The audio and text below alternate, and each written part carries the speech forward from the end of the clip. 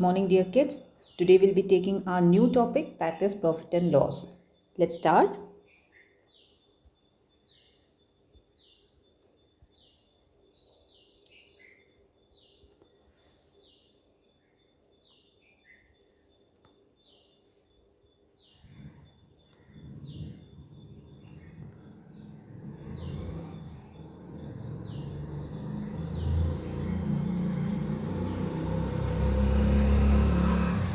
Now, dear kids, what is profit? Profit is when you're selling a product, it has a cost price and it has a selling price. If your selling price is greater than cost price, that means you're earning a profit. But if your selling price is less than the cost price, that means you're bearing a loss. So in that way, profit will be SP minus CP. That is selling price minus cost price. And if you have a loss, if you're bearing a loss, that will be CP minus SP. I'm so sorry. That will be CP minus SP. Now you'll have, so you got this point clear? Okay. Then we have something which is known as profit percent. What is profit percent? It is profit upon total CP into 100. And what will be loss percent? Loss upon CP into 100. Yes, whether it's a profit or a loss, you have to compare with your CP. Clear?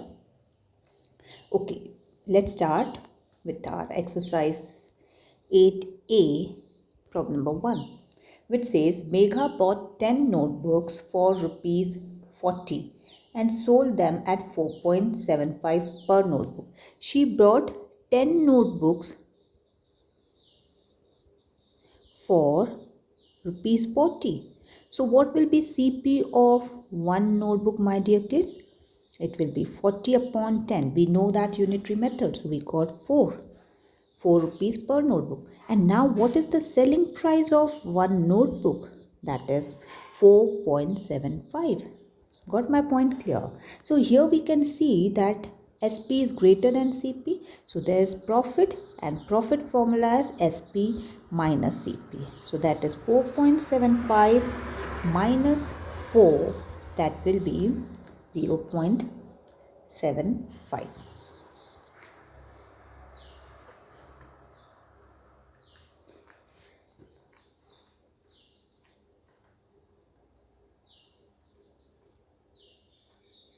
Clear? Okay, so we got the profit as 0.75. Now we want to calculate the gain percent. Gain percent is nothing but your profit percent. So profit percent, as I said you, it is profit upon CP into 100. That is 0.75. You have taken a profit on per notebook. So you have to take the CP of per notebook. So that is 4 into 100. Clear? Once you got this, your answer, final answer will be, you can convert into mixed fraction, that is 18.3/4%. Is that clear? So first I took my cost price of one notebook, I compared with the selling price of one notebook, I got my profit, and then I found my profit percent. Is that clear? Okay, I'll jump on to problem number 2.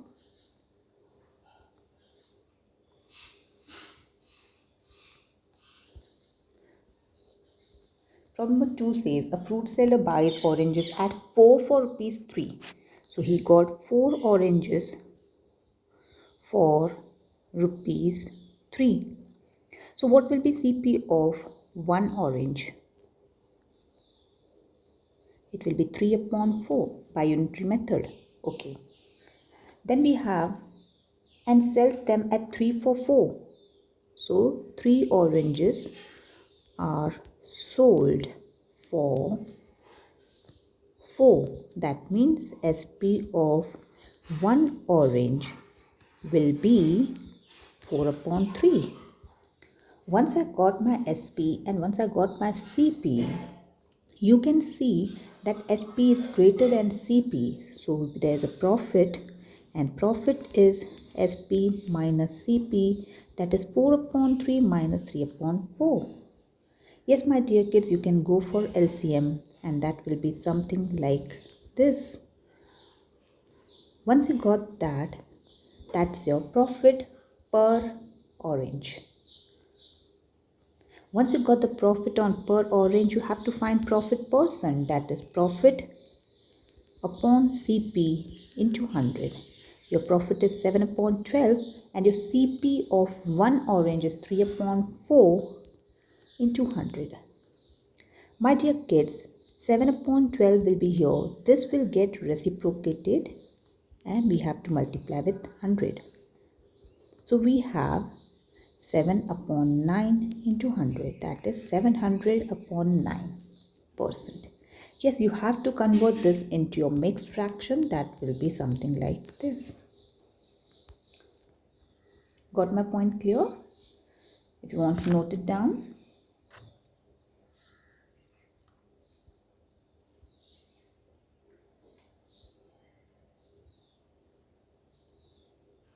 Okay, shall we jump on to problem number 3?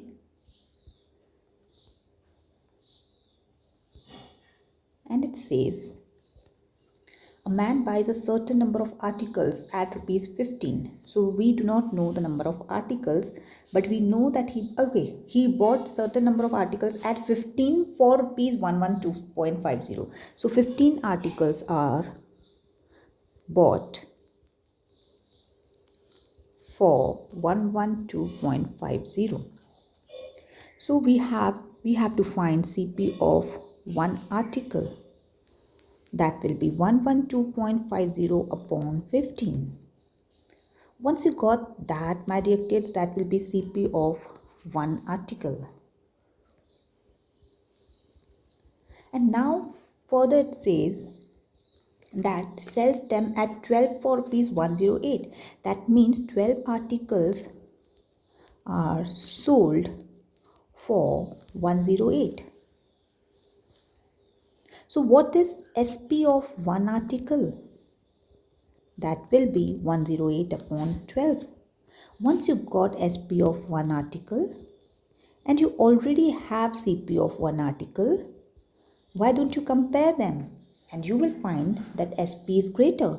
So you can find profit by subtracting CP from SP. And you will get a profit. Once you got the profit, you have to find the profit percent, that is profit upon CP into 100.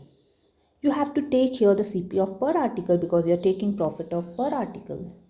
Is that clear? Many kids get into a mistake that they take profit this one, but they take SCP as this one. No, my dear kids, if you are taking profit of one article, then you have to compare with CP of one article. If you are taking an aggregate profit, the total profit, then you have to take the total CP. But if here we are taking with profit of one article upon CP of one article. So make sure you are using this CP. So this CP and this profit. Clear? I'll jump on to problem number 4.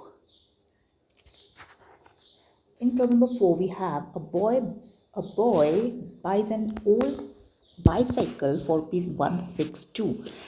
So CP of bicycle is 162 rupees and spends rupees 18 on its repair to repair 18. So whatever repair or overhead expenses you're doing on the article you have bought, you have to add that overhead expenses onto your CP so that you will get total CP. So this is your total CP now, and you have to every time consider this CP in your problem. Clear? Once you got CP, it is said that SP of such bicycle is 207. Now, as I said you have to take this CP and this SP. So SP is greater than CP. So you got a profit. Profit is SP minus CP.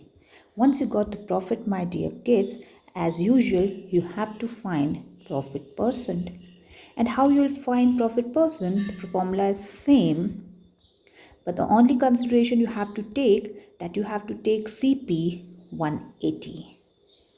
Many kids do mistake that they use the CP this 162. You don't have to do that. Once your overhead expenses are added to your CP, the new CP comes and you have to take in consideration that new CP. Is that clear? Problem number 5, which says an article is bought from Jaipur for rupees 4,800. So CP is 4,800. And it is sold in Delhi for rupees 5,820 if rupees 1,200 is spent on its transportation. As I said you, transportation is also overhead expenses. So 1,200 you have to add into your CP and that will become 6,000, and every time you have to take it into consideration this as your CP. Now the SP of an article is given as 5,820, and what you can see here is CP is greater than SP. That means the man has suffered loss. That means loss is SP minus CP, that is 5,820. Sorry.